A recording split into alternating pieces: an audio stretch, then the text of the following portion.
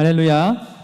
아멘. 오후 예배 자리에 나오신 여러분들 주님의 이름으로 환영합니다. 우리 옆에 앞뒤로 인사하면서 서로 함께 환영의 인사를 나누겠습니다. 반갑습니다. 잘 오셨습니다. 아멘. 우리 함께 주님 앞에 찬양하며 나아가면서 우리 예배를 하나님께 드리겠습니다.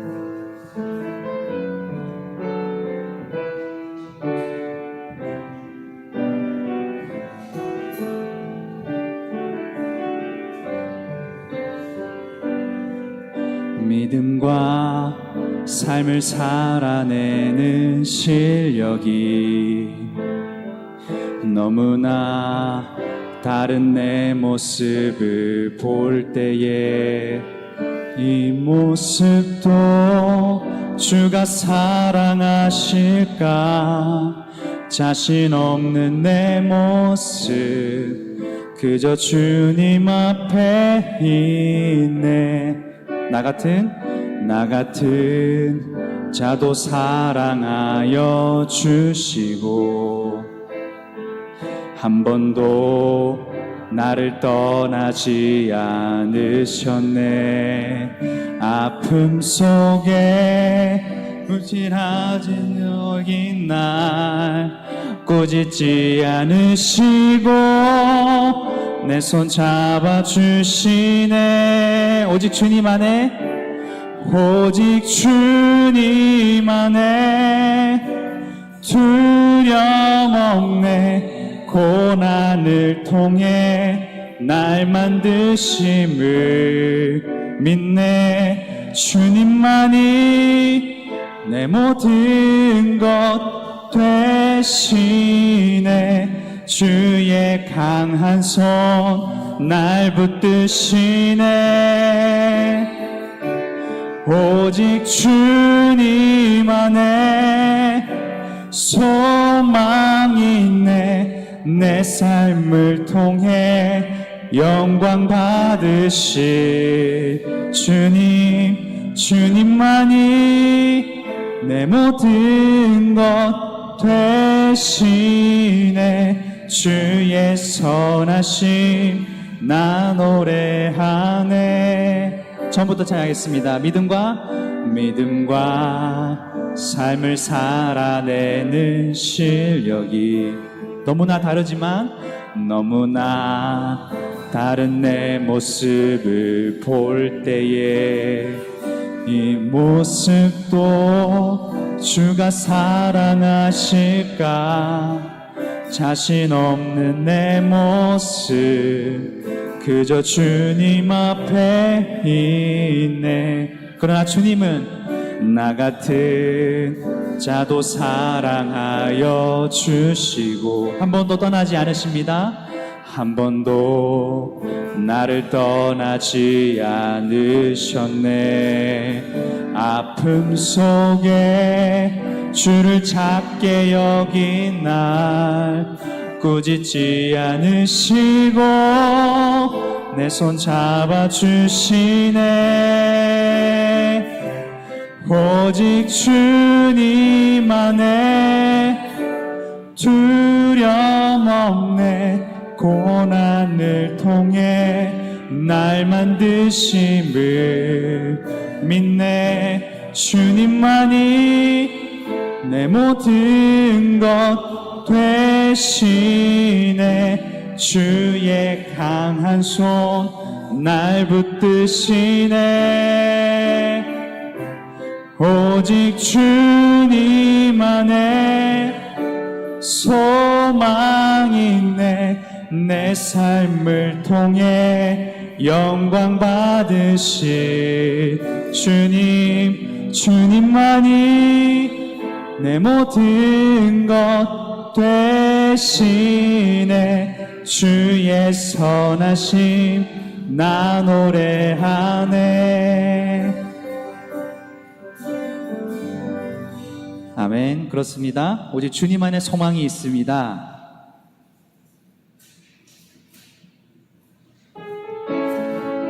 우리 함께 찬양할 때에 감사함으로 고백하면서 주 앞에 나가겠습니다. 여호와를 즐거이 불러 기쁨으로 주께 나가리. 여호와 하나님 난 주의 백성 기르시는 양이라. 여호와를 즐거이 불러 기쁨으로 주께 나가리. 여호와 하나님 난 주의 백성 기르시는 양이라. 감사함으로 주를 높이며 그 문에 들어가서 찬송함으로 그 이름을 송축할지어다. 감사함으로 주를 높이며 그 문에 들어가서 찬송함으로 그 이름을 송축할지어다. 여호와를 즐거이 불러 기쁨으로 주께 나가리. 여호와 하나님 나 주의 백성 기르시는 양이라. 여호와를 즐거이 불러 기쁨으로 주께 나가리. 여호와 하나님 난 주의 백성 기르시는 양이라. 감사함으로 주를 높이며 그 문에 들어가서 찬송함으로 그 이름을 송축할지어다.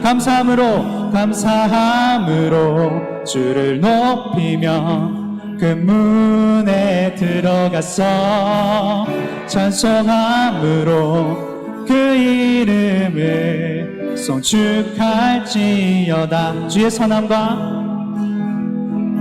주의 선함과 인자하심이 영원하고 주의 성실하심이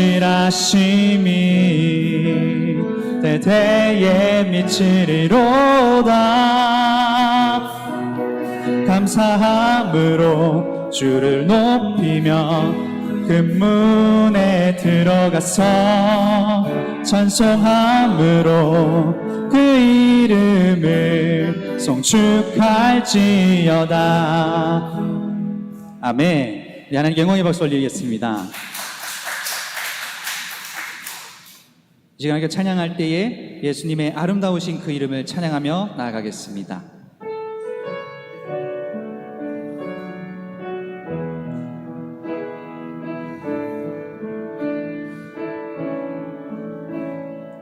예수 아름다우신 위대하신 주님 부활의 주 어린 양 거룩과 공의 새벽별 같은 나의 구주 모든 하늘 찬양해 모든 만물이 주 경배해 아름답고 놀라우신 모든 이름보다 높은 이름 아름답고 놀라우신 주의 이름 높으신 그 이름 예수. 처음부터 고백하겠습니다. 예수 아름다우신 위대하신 주님 부활의 주 어린 양 거룩과 공의 새벽별 같은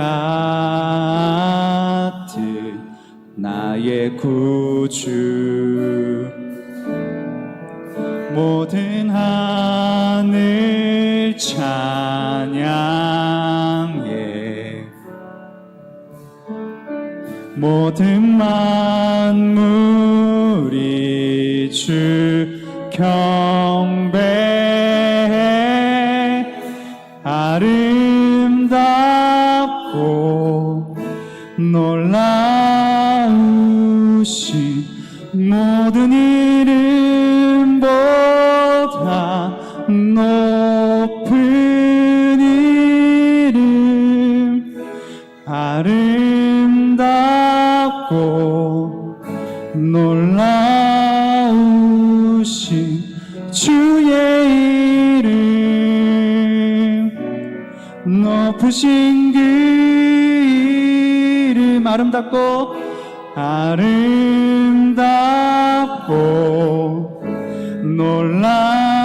놀라우신 모든 이름보다 높은 이름 아름답고 놀라우신 주의 이름 높으신 그 이름 예수.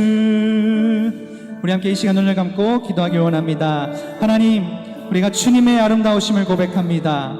모든 만물과 하늘이 찬양하는 이 시대에 주님 아버지, 우리가 주님의 아름다움을 보게 하여 주시옵소서. 주님의 놀라우신 이름을 온 세상이 알게 하여 주시옵소서. 우리 함께 말씀을 위하여 묵상하며 주님 앞에 기도하며 나아가겠습니다. 함께 기도합니다. 하나님 아버지, 언제나 우리 마음 가운데 거하여 주셔서 높으신 주님의 이름을 부르짖게 하여 주시옵소서. 하나님 아버지, 오늘 말씀을 묵상하며 나아가기를 원합니다. 오늘 우리가 함께 성경이 읽어진 애를 통하여 주님 아버지께서 우리에게 부어주시는 놀라운 은혜를 주님 허락하여 주시옵소서. 하나님 아버지, 우리가 성경을 똘해 보여주시고 하나님 아버지, 우리의 인간의 육신이 아니라 하나님께서 주어주시는 은혜로 하나님의 말씀을 우리가 묵상하게 하여 주시옵소서. 하나님 아버지, 모든 이들이 경배하는 주님, 우리가 주님을 경배합니다. 주님의 아름다우심을 찬양합니다.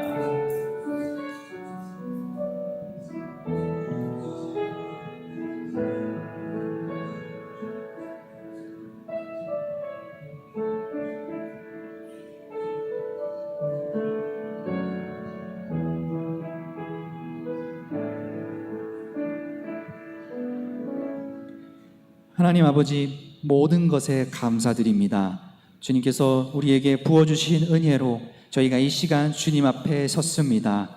우리의 예배를 주님 받아 주시옵소서. 높으신 주님, 저희가 이 시간 함께 말씀을 묵상하며 나아갈 때에 오늘 말씀을 통하여 우리에게 부어주시는 주님의 은혜를 또한 구하게 하여 주시옵소서. 모든 것에 주님 감사하며 우리 주 예수 그리스도의 이름으로 간절히 기도드립니다. 아멘. 이 시간 목사님 나오셔서 말씀 전해주시겠습니다.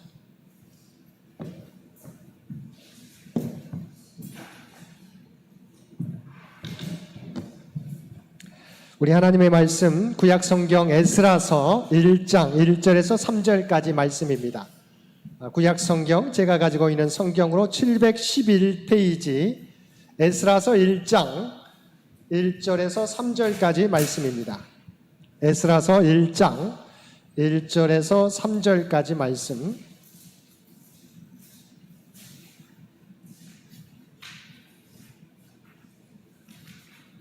우리 주신 말씀 에스라서 1장 1절에서 3절까지 우리 한 목소리로 함께 봉독하겠습니다. 바사왕 고레스 원년에 여호와께서 예레미야의 입을 통하여 하신 말씀을 이루게 하시려고 바사왕 고레스의 마음을 감동시키심에 그가 온 나라에 공포도 하고 조소도 내려 이르되 바사왕 고레스는 말하노니 하늘의 하나님 여호와께서 세상 모든 나라를 내게 주셨고 나에게 명령하사 유다 예루살렘의 성전을 건축하라 하셨나니 이스라엘의 하나님은 참 신이시라. 너희 중에 그의 백성된 자는 다 유다 예루살렘으로 올라가서 이스라엘의 하나님 여호와의 성전을 건축하라. 그는 예루살렘에 계신 하나님이시라. 아멘. 이 시간 이 예배를 위해서 우리 한나의 회원들 나오셔서 특송해 주시겠습니다.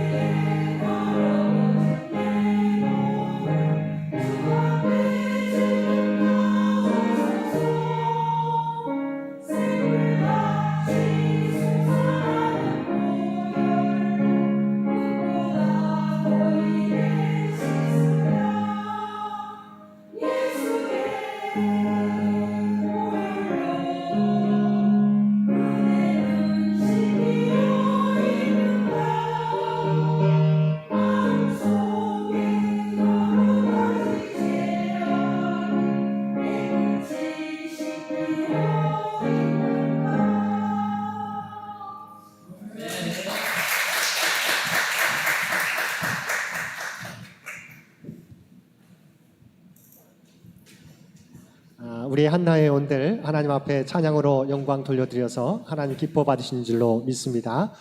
오늘 말씀은 우리가 에스라서 느헤미야서의 말씀을 가지고 함께 은혜를 나누겠습니다.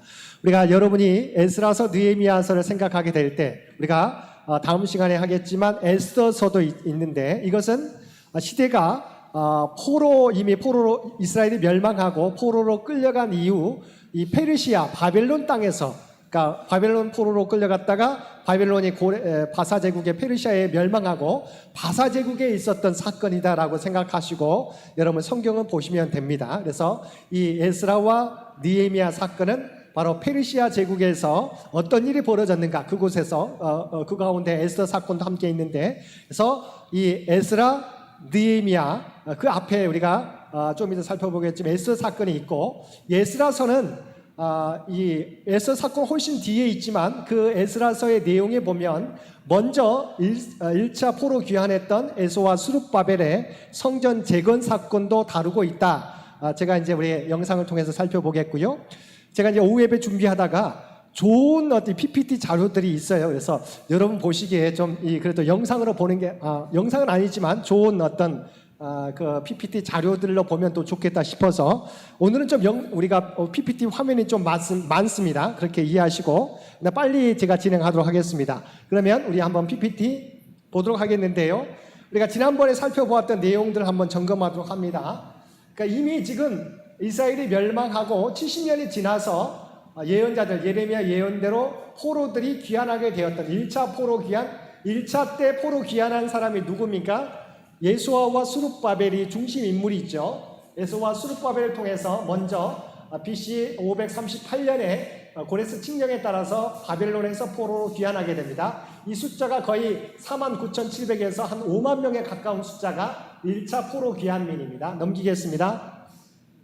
그래서 이들이 한 일은 먼저 예루살렘 성전을 재건하기 시작하게 되는데 그 땅에 있는 사마리아 사람들이나 그 땅에 있었던 사람들이 방해하게 되는 거죠.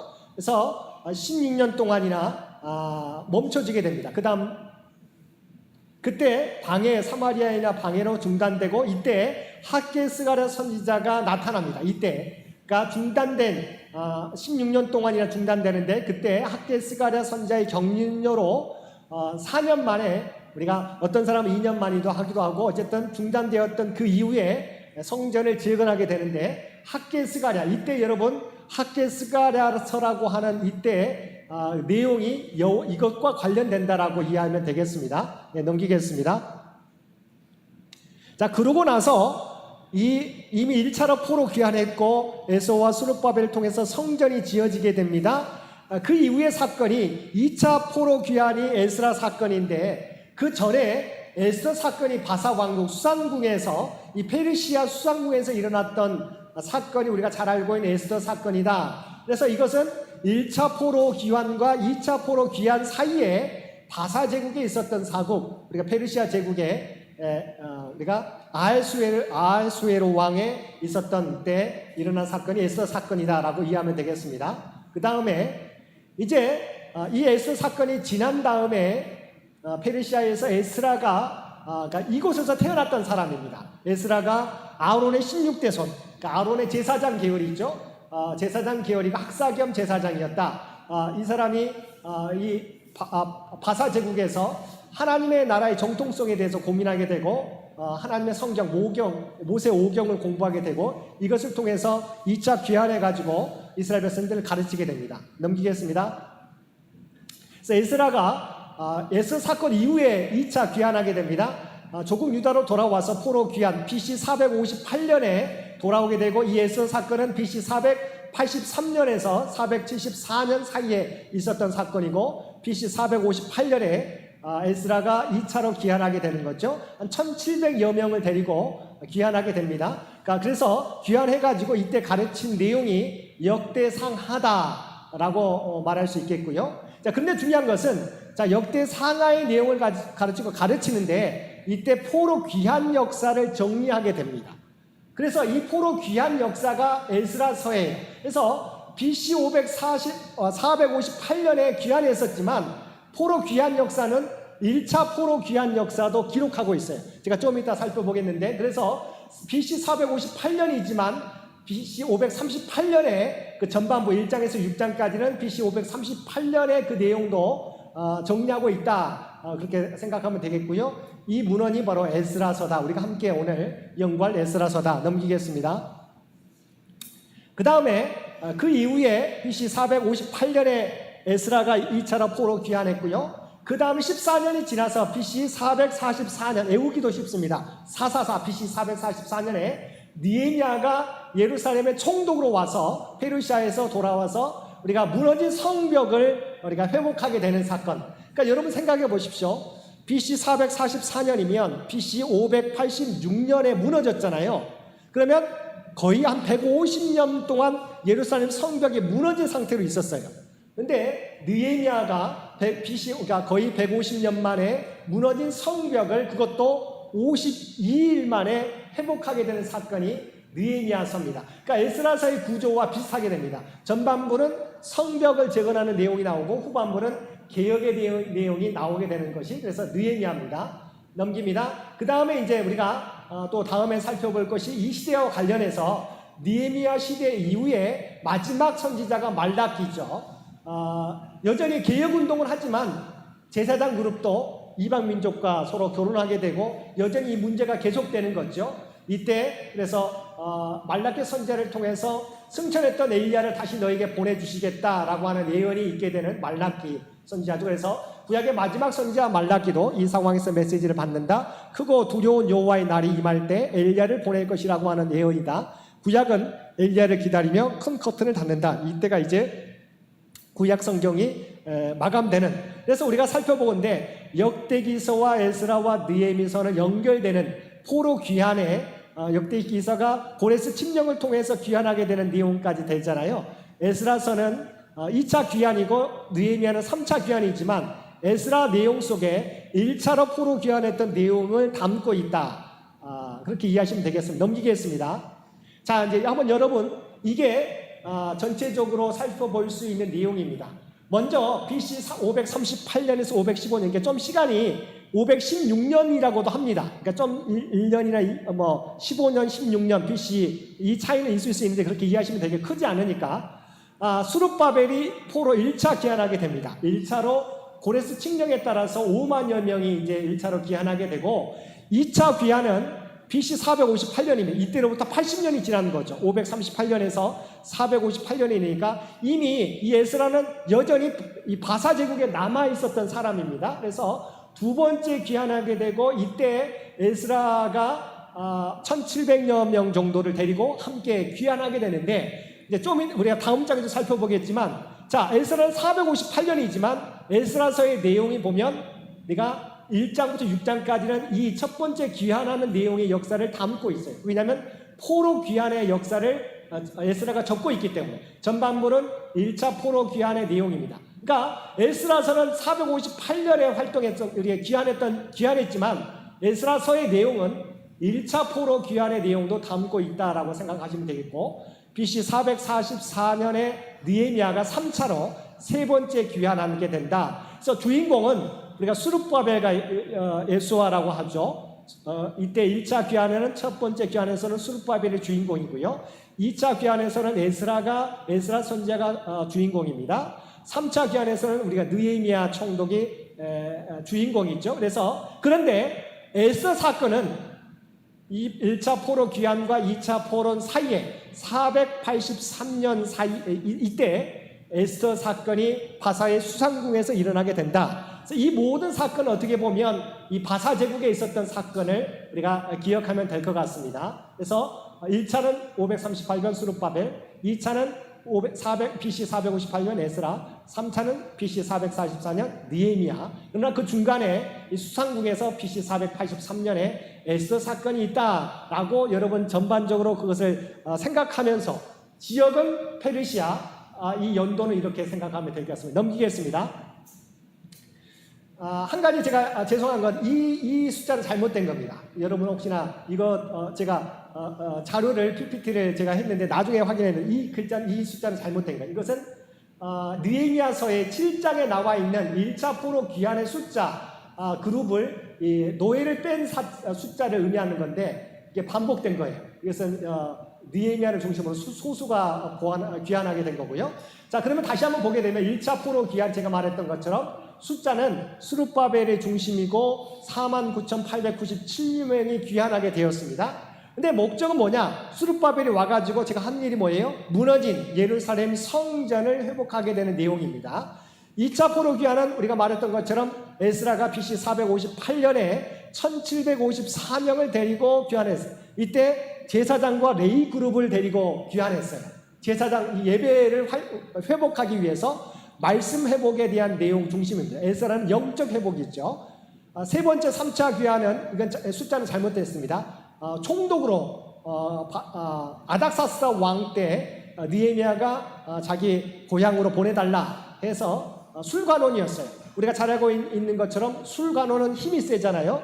이 요셉을 통해 우리가 알 수 있는 것처럼 요셉의 꿈을 통해서 알 수 있던 것처럼 그런데 느헤미야는 술관원 아주 왕 보좌 황제의 근접에 있었지만 민족을 위해서 성벽을 회복하기 위해서 그가 예루살렘 총독으로 오게 되는 3차 귀환이고 숫자는 여러분 이것은 세 번째는 지워주시기 바랍니다. 중심은 느헤미야고 3차 귀환의 목적은 성벽 회복이다. 그래서 1차는 성전 회복, 2차는 영적 회복, 말씀 회복, 3차는 성벽 회복인데, 자, 내용은 성경의 내용을 보겠습니다.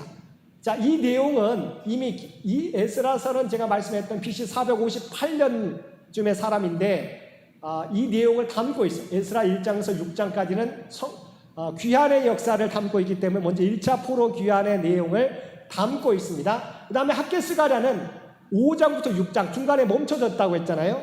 멈춰졌을 때 학개스가랴 1차 성전을 짓다가 BC 520년도에 멈춰지게 될 때 하나님께서 학개스가랴 선지자를 통해서 성전을 지어라 해서 다시 5장과 6장에 보면 학개스가랴가 나오게 되고 이 말씀을 통해서 성전을 완성하게 되는 스룹바벨 성전을 완성하게 되는 내용이 나오고, 제가 말했던 것처럼 BC 538년, BC 458년, 중간에 BC 483년에 에스더 사건이 이때 발생하게 된다. 그래서 근데 에스라 7장부터 10장은 에스라가 2차로 귀환해가지고 영적 회복 운동의 내용이 7장부터 10장까지 나오게 되고, 느헤미야서는 우리가 잘 알고 있는 성벽 회복과 마찬가지로 영적 회복에 대한 개혁에 대한 내용이 나오고도 마지막에 말라기 선지자가 이 끄트머리에 마지막 선지자로서 위치하게 된다. 그래서 성경을 읽게 되면 여러분이 에스라서 1장부터 4장까지 읽고 그 다음에 학개스가랴를 읽으면 돼요. 5장과 6장을 읽으면서 학개스가랴를 읽고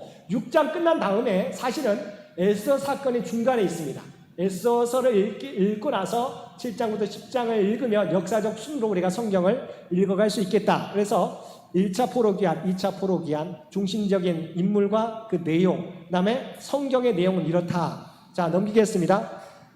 그래서 에스라 5장에 보게 되면 학개와 스가랴가 출현하는 내용이 나옵니다. 에스라서 5장 1장에 선지자들 곧 선지자 학개와 이도의 손자 스가랴가 이스라엘 하나님의 이름으로 유다와 예루살렘에 거주하는 유다 사람에게 예언하였더니, 그러니까 하나님의 성전을 지으라고 학개 스가랴를 하나님께 보내셨고 성전을 재건하라고 하는 내용이 에스라서 5장에서 6장 사이에 나오게 되고, 멈춰졌던 예루살렘 성전이 할개와 스가랴의 동료를 통해서 다시 재건하게 되어서 다시 시작하게 되어서 재건하게 되었다. 넘기겠습니다. 그러면 이제 에스라서를 살펴보겠습니다. 에스라서는 제가 말씀했던 것처럼 우리 지역이 어디라고 했습니까? 페르시아 제국에 있었어요. 그러니까 사실은 1차 포로 귀환 이후부터 대략 80년이 지나서 여전히 포로 귀환하지 않고 여전히 바사 제국에 있었던 사람이, 그러니까 포로로 가 있는 바사 제국의 이스라엘 백성들이 어떤 생각을 가졌느냐, 여러분 생각해 보세요. 1차로 포로 귀환했는데 80년 동안 여전히 이스라엘 백성들은 에스라를 비롯해서 페르시아에 남아 있었어요. 이들은 어떤 생각을 했냐면, 하나님이 우리를 기억하실까? 우리는 아직 귀환하지 않았어요. 그렇지만 여전히 믿음을 가지고 페르시아에 남아 있어요. 이들은 이 땅에서도 하나님 우리를 기억하고 계실까를 고민합니다. 또 뭘 고민합니까? 하나님의 약속이 정말 유효할 건가? 과연 팔레스타인으로 돌아왔던 약속의 땅에 돌아간 사람에게만 하나님의 약속이 유효할 것인가? 아니면 페르시아에 남아있는 믿음의 공동체를 유지하고 있는 우리에게도 하나님의 약속이 유효한가? 세 번째는 앞으로 우리의 미래는 어떻게 될 것인가가 이 에스라서와 느헤미야서와 에스더의 사건의 내용인데, 넘기겠습니다. 에스라서의 배경은 우리가 잘 알고 있는 것처럼 역대하 마지막에 고레스를 통해서 하나님께서 이들을 성전을 짓게 하시겠다. 유다 예루살렘의 성전을 건축하라 하셨나니 너희 중에 그의 백성 된 자는 다 올라갈지어다. 이게 역대하 마지막의 내용입니다. 바사왕 고레스에게 하나님께서 주신 거죠. 에스라서도 똑같이 시작하고 우리가 함께 읽었던 내용입니다. 바사왕 고레스 원년에 여호와께서 예레미야 입을 통하여 하신 말씀을 이루게 하시려고 바사왕 고레스의 마음을 감동시키심에 바사왕 고레스는 말하노니 하늘의 하나님 여호와께 세상 모든 신이시다라고 하는 거죠. 그래서 고레스 왕의 칙령을 발표하는 장면으로부터 시작되게 됩니다. 역대하와 에스라는 연결된다. 넘기겠습니다. 자, 그런데 이 말씀은 이미 예레미야 선지자를 통해서 약속된 것이 이루어지는 거죠. 여호와의 말씀이니라 70년이 끝나면 내가 바벨론의 왕과 그의 나라와 갈대아인의 땅을 그 죄악으로 말미암아 벌하여 영원히 폐허가 되게 하되, 이게 이미 포로로 너희가 끌려갈 것이다. 그러나 하나님께서 70년이 지나면 이들을 다시 바벨론 제국을 멸망시키게 했고 이들을 다시 돌려보낼 것이다. 그래서 에스라의 배경은 이 예레미야 말씀의 성취죠. 또한 넘깁니다. 또 이사야 BC 700년도에 쓰여진 이사야 선지자, 오늘 우리가 오전에도 살펴봤던 이사야의 말씀인데요. 고레스에 대하여 이르기를 내 목자라 그가 나의 모든 기쁨을 성취하리라 하며 예루살렘에 대하여는 이르기를 중건하리라 하며 성전에 대하여는 내 기초가 놓여지리라 하는 자니라. 그러니까 고레스에 대한 예언을 이미 하나님께서 이사야를 통해서 보내주셨는데 이사야는 BC 700년대 사람입니다. 우리가 알고 있는 것처럼 BC 538년이면 최소한 150년이 지난 거죠. 150년이 지난 이사야에 대한 예언의 성취예요. 이사야를 통해 말씀하신 예언의 성취를 우리가 에스라서의 배경이다. 넘기겠습니다. 그럼 에스라는 누구냐? 성경에 보면 아론의, 우리가 대제사장 모세의 형 아론의 16대 손으로 나옵니다. 그러면 이 사람은 대제사장 출신이죠. 원래는. 그 다음에 학사 율법에 능통한 자다. 활동 시기는 BC 464년에 423년, 그리고 이끌었던 BC 458년에 우리가 2차 포로 귀환을 이끌고 예루살렘으로 돌아오게 됐죠. 이때 활동했던 그 당시의 왕은 아닥사스다 1세, 그러니까 에스라와 느헤미야는 동일합니다. 아닥사스다 왕 때, 에스더는 우리가 아하수에로 왕 때 활동했던 인물이죠. 넘기겠습니다. 그래서 내용은 에스라서의 10장의 내용은 전반부 성전 재건, 이게 1차 포로 귀환의 역사를 다루고 있습니다. 그래서 사실은 본인은 BC 458년에 왔지만 1차 포로 귀환의 내용을 BC 538년의 내용을 적고 있죠. 실제로 7장부터 10장까지 내용이 본인이 활동했던 에스라의 개혁의 내용입니다. 그래서 에스라서를 읽을 때 1장부터 6장까지는 1차 포로 귀환의 내용, 7장부터 10장까지는 2차 포로 귀환의 내용, 에스라의 개혁 내용이 나오게 됩니다. 넘기겠습니다. 그래서 1차 포로 귀환은 1차 성전 재건축의 내용인데 수르바벨과 예수아가 성전의 기초를 놓는 내용을 나오게 되고요. 그런데 방해 공작이 나옵니다. 넘깁니다. 주변 민족들, 사마리아, 그 땅에 이미 살고 있었던 사마리아 사람들의 방해로 작업이 16년 동안이나 중단됩니다.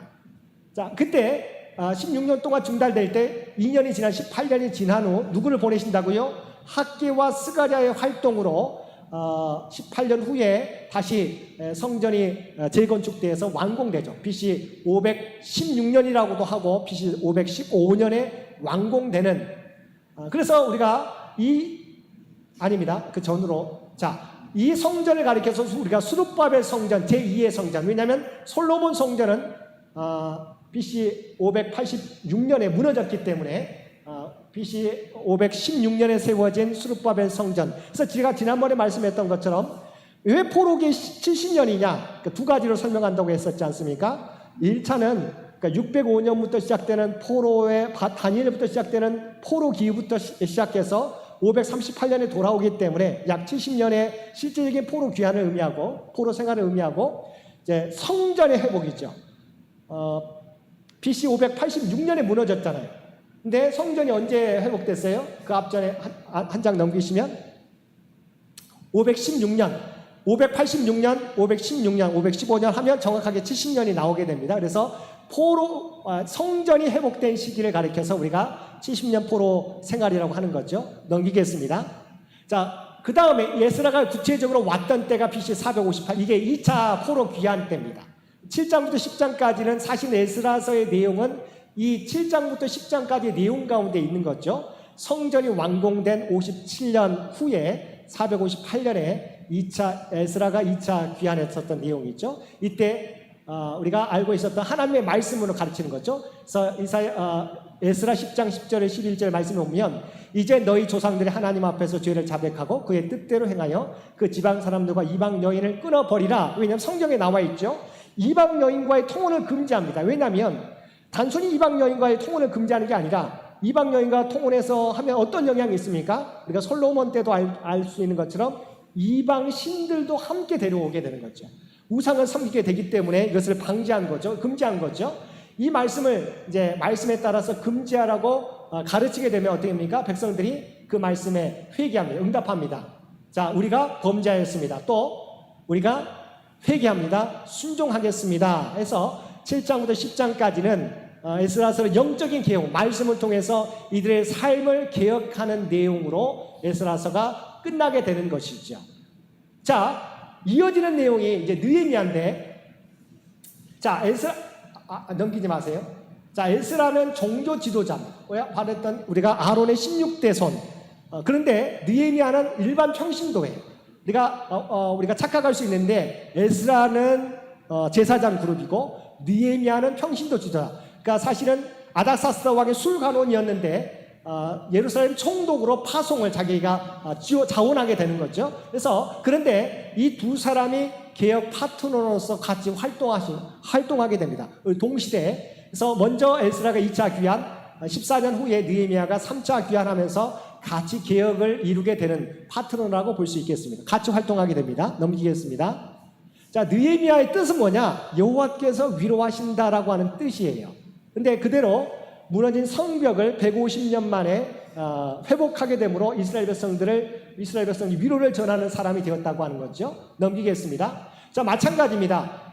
느헤미야서는 13장으로 이루어졌는데 두 부분으로 나누어지게 됩니다. 전반부는 1장부터 7장까지는 무너진 성벽의 회복, 11장부터 우리가 회고록 내용은 본인의 이제 회고록 내용은 11장, 13장까지 있는데 1장부터 7장까지와 11장부터 13장까지는 느헤미야가 직접 지은 회고록이다. 그래서 저자가 느헤미야라는 것을 알 수 있고요. 넘기겠습니다.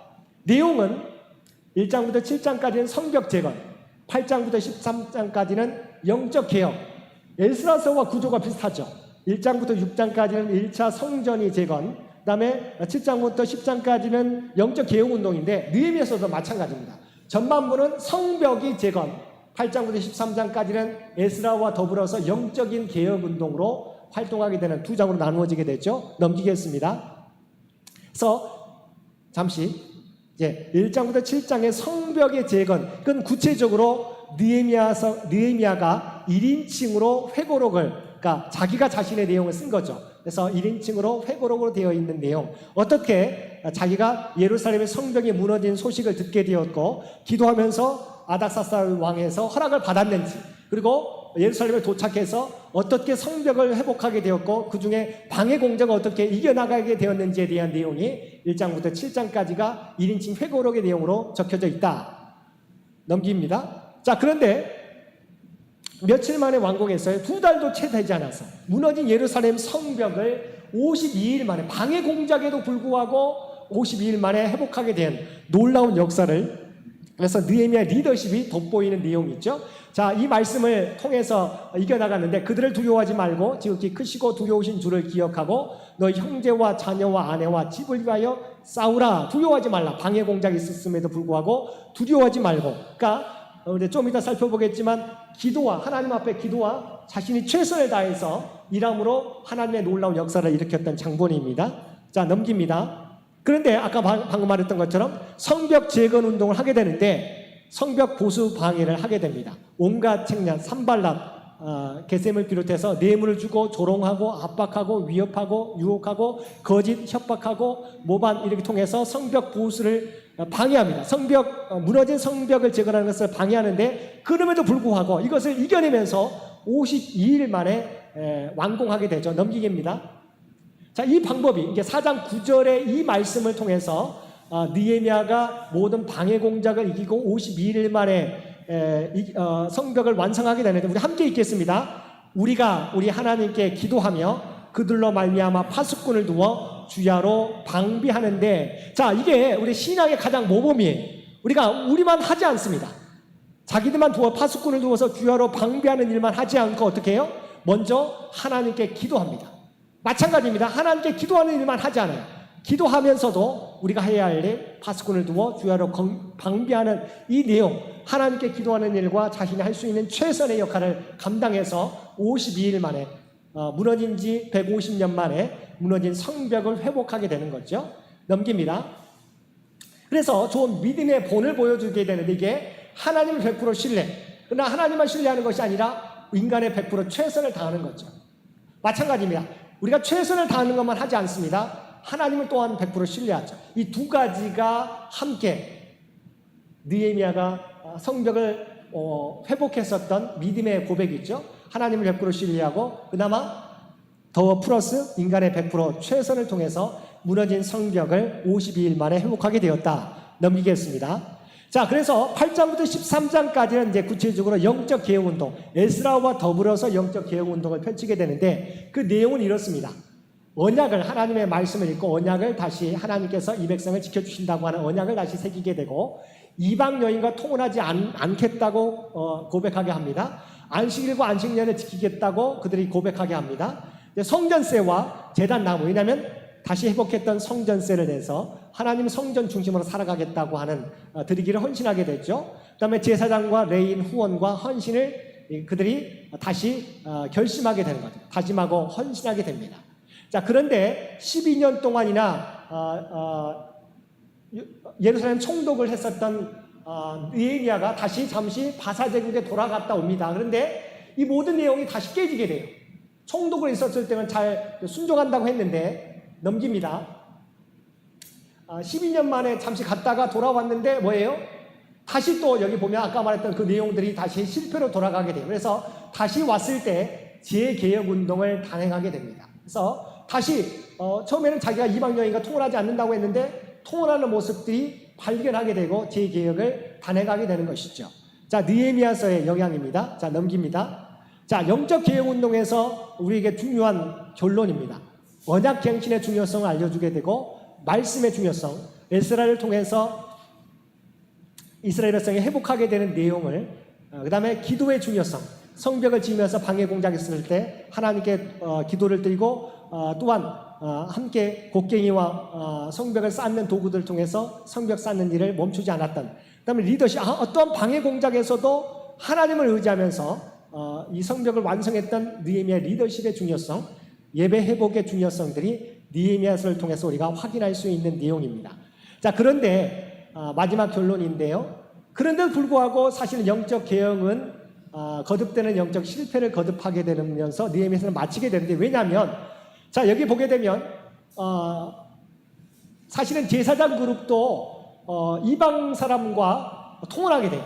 내 하나님의 그들이 제사장의 직분을 더럽히고 제사장의 직분과 레위 사람에 대한 언약을 어겼사오니 그들을 기억하옵소서. 내가 이와 같이 그들에게 이방 사람을 떠나게 하여 그들을 깨끗하게 하고 또 제사장과 레위 사람의 반열을 세우고 각각 자기의 일을 맡게 하고 또 정한 기한에 나무와 처음 익은 것을 드리게 하였사오니 내 하나님이여 나를 기억하사 복을 주옵소서. 그러니까 사실은 개혁운동을 펼쳤지만 제사장도 이 이방 여인과 사실은 사돈관계를 맺게 되고 이미 제사장 그로부터 이 법을 깨트리게 되는, 그러니까 사실은 에스라와 느헤미야를 통해서 개혁운동을 펼쳤지만 여전히 뭐예요? 이스라엘이 멸망할 때 똑같은 모습들, 그들이 이방 민족을 통혼하게 되고 이방 민족의 우상을 섬기게 되고 그 모습 그대로가 이스라엘이 포로 귀환해가지고 성전을 짓고 성벽을 회복했는데도 불구하고 여전히 똑같이 예루살렘 땅에서 반복되고 있다고 하는 거죠. 오늘 우리가 마지막 이 에스라와 느헤미야서의 말씀을 통해서 함께 은혜를 나누었습니다. 제가 사실은 좀 빠르게 진행했어요. 이 내용이 많아서 빨리 진행했는데 혹시 이해하셨습니까? 우리가 이 말씀을 통해서 기억해야 되는 부분들은 이스라엘 백성들이 에스라와 느헤미야를 통해서 정말 어렵게 성전도 회복하게 되고 영적인 부흥운동도 하게 되고 150년 만에 성벽도 회복하게 되었지만 그들 안에 있는 죄성을 이기지 못하고 여전히 하나님의 말씀대로 살아가겠다고 결심했지만 그 말씀은 어기었어요. 누구부터요? 제사장들부터. 그래서 말라기 선지자를 통해서 여호와의 날이라고 하는 여호와의 날을 선포하게 되고 엘리야를, 승천했던 엘리야를 너에게 보내주시겠다는 예언을 마침으로 구약 성경이 끝나게 되는데, 바로 이 에스라와 느헤미야의 개혁운동을 통해서도 여전히 이스라엘 백성들은 변화되지 않았다. 그래서 말라기 선지자를 통해서 예수님이 오실 때까지 400년의 우리가 암흑시대를 거칠 수밖에 없었던 거죠. 말라기 이후에 다른 선지자가 나타나지 않았습니다. 그래서 그것을 우리 신구약 중간기라고 하고 영적으로는 우리 영적인 암흑기라고 말하게 되는 때입니다. 이 말씀을 통해서 우리가 뭘 깨달아야 됩니까? 우리가 믿음을 갖는다고 하면서도 우리 안에도 여전히 변화되지 않는 과거의 습관을 쫓아 살아가는 모습이 있다고 하는 거지. 에스라가 또한 느헤미야를 통해서 영적 개혁운동을 했었지만 변화되지 않았어요. 결과적으로 영적인 암흑기를 또한 거치게 되고 400년이 지나서야 예수 그리스도를 통해서 구원의 역사가 나타나게 된다고 하는 거죠. 저와 여러분을 통해서 다시 한번 우리는 정말 어떤 모습으로 살아가고 있느냐, 우리는 정말 믿음을 가지고 산다고 하지만 여전히 내가 주인 되는 삶을 살고 있지 않는가, 여러분 생각해 보시기 바랍니다. 만약 여러분이 가장 옳다고 생각하는 점이 하나님 보시기에 만약 그것이 옳지 않다고 한다면 여러분 어떻게 하시겠습니까? 정말 내가 이것은 옳다고 여겼는데 과연 그것이 하나님이 원하지 않는다고 말씀하시면 여러분 그것을 내려놓을 순종의 자세가 있느냐 하는 거죠. 근데 여전히 우리 자신을 돌아보면 제 자신도 그런 것 같아요. 내가 정말 옳다고 생각하는 것들을 정말 이것이 옳다고 나는 생각하는데 아니야?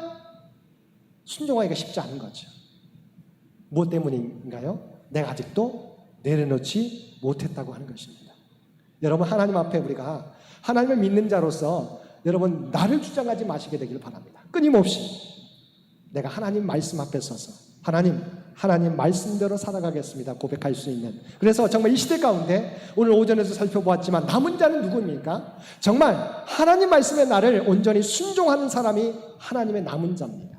우리 모두가, 저는 우리 창현 가족들은 정말 모두가 하나님의 남은 자가 될 수 있으리라 믿습니다. 우리가 하나님의 남은 자가 되어서 아무리 어둡더라도 희망이 보이지 않는다고 할지라도 우리가 다시 한번 하나님의 구원의 역사를 세워갈 수 있는 저와 여러분 모두가 되시기를 주님의 이름으로 간절히 축원드립니다. 함께 기도드리겠습니다. 사랑과 은혜가 충만하신 아버지 하나님, 오늘 주신 말씀을 통해서 에스라와 느헤미야를 통해서 아버지 하나님, 하나님의 백성들이 영적인 개혁운동을 통해서 변화되었지만 여전히 그들이 변화되지 않는 모습도 우리가 보게 됩니다. 그런데 그 모습이 우리의 모습이 아닌가 생각합니다. 아버지 하나님, 이 시대 가운데 주님을 믿는다고 하지만 여전히 내가 내려놓지 못하고 있는 내 생각들, 내 주장들을 주님의 십자가 앞에 내려놓을 수 있는 저와 여러분 우리 모두가 되게 하여 주옵소서. 그리하여 정말 이 시대 가운데 우리가 남은 자가 되어서 하나님의 놀라운 구원의 역사를 세워갈 수 있는 우리 모두가 되게 하여 주옵소서. 이 모든 간구 우리를 구원하여 주신 예수님의 이름으로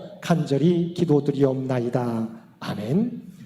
우리 다 함께 찬송 321장 함께 찬송 부르시겠습니다.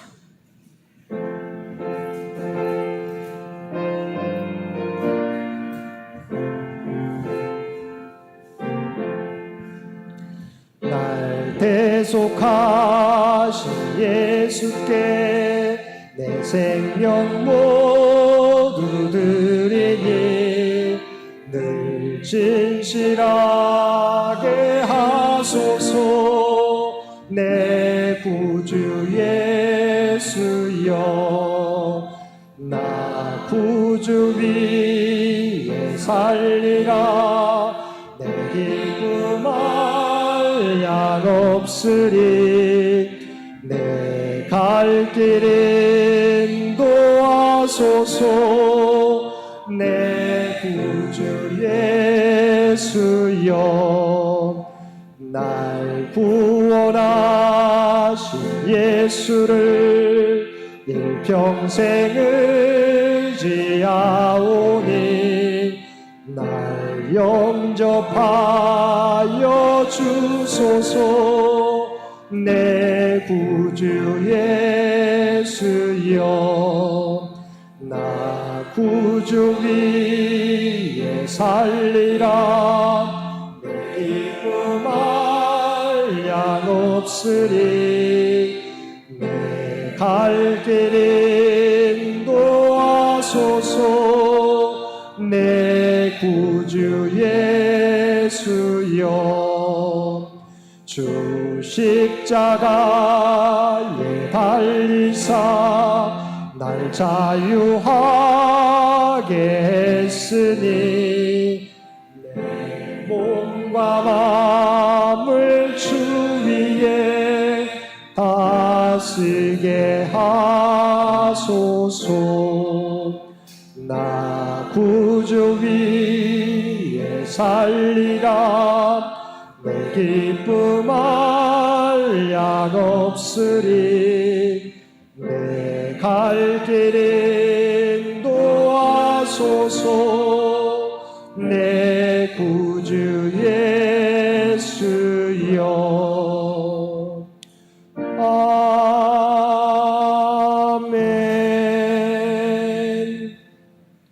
이제는 우리 주 예수 그리스도의 은혜와 아버지 하나님의 극진하신 사랑하심과 성령님의 세상 끝날까지 우리와 함께 하시며 우리를 인도하시는 놀라운 교통의 역사가 우리의 연약함을 깨닫고 오직 십자가 앞에 내 주장과 내 생각을 내려놓고 오직 하나님의 말씀에 순종하며 살아가게 노라고, 이 시대에 남은 자로서 살아가게 노라고 결단하며 세상 가운데 나아가는 사랑하는 주의 백성들과 그의 가정과 산업의 터전 위에 이제로부터 영원토록 함께 해주시기를 우리 주 예수님의 이름으로 간절히 축원하옵나이다. 아멘.